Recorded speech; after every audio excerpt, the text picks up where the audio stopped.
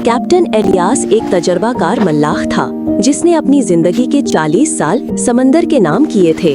उसकी कमर झुक चुकी थी, आंखें धुंधला गई थीं, मगर समंदर के राज अब भी उसकी रूह में गूंजते थे। एक रात जब नीला आसमान बादलों से ढका हुआ था और हवाएं अजीब सी बातें कर रही थीं, कैप्टन ने अपनी पुरानी कश्ती नेरेडा को साहिल से दूर धकेल दिया।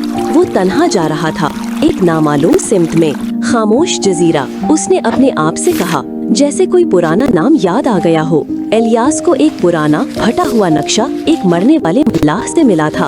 उस नक्शे पर एक धुंधला सा निशान था जिस पर कोई नाम दर्ज ना था, सिर्फ एक छोटा सा लफ्ज, खामोशी। मकामी मल्लाहों ने एलियास को खबरदार किया था, उस तरफ मत जाना कैप्टन, वहाँ से कोई वापस नहीं आया। मगर कैप्टन हंसा, जिसने वापसी का सोचा उसे राज नहीं मिलते। नेरेडा आहिस्ता आहिस्ता समंदर के गहरे नीले पानियों में तैरने लगी। पहला दिन पुरसुकून गुजरा, दूसरे दिन परिंदे गायब हो गए, तीसरे दिन हवाएं रुक गईं, चौथे दिन कंपास घूमने लगा जैसे दीवाना हो गया हो। पांचवें दिन एक धुंध में लिपटा हुआ जजीरा अचानक नमूदार हुआ।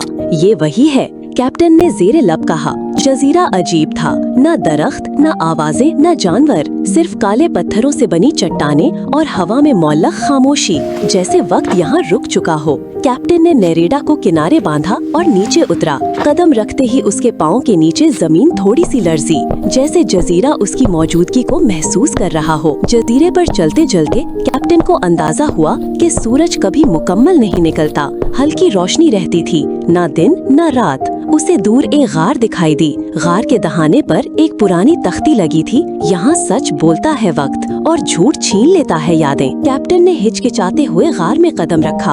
अंदर मुकम्मल खामोशी थी, यहाँ तक कि उसके कदमों की आवाज भी गायब थी। दीवारों पर पुरअसरार निशान थे, कदीम ज़बानें जिन्हें वो पहचान नहीं सका।